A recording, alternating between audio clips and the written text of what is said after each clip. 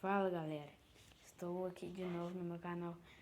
Vim mostrar como fazer seu Android ficar tipo um iPhone. Se nessas telas assim, igual um iPhone 6. Primeiro, vou mostrar o aplicativo que deixa assim. Você vem na Play Store. Como eu pesquisei isso daqui, eu vou escrever de novo. Klein. Esse daqui, ó. Klein. Aqui, ó.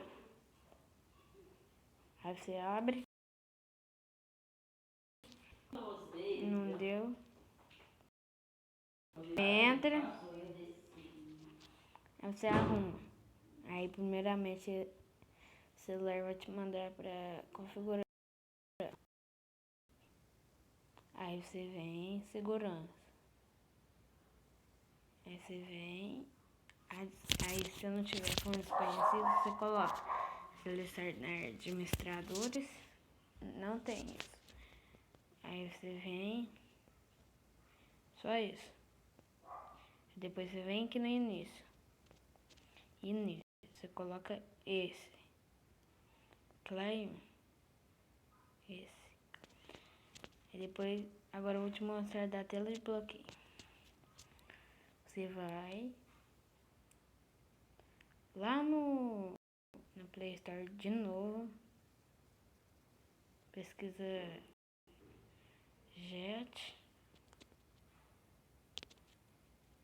Locker. Você vem para a tela de bloqueio. Você vem, falam ele.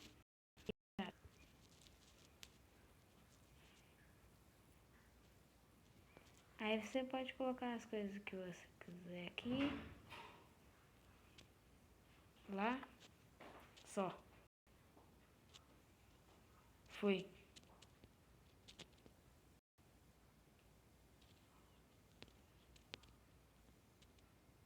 Falou.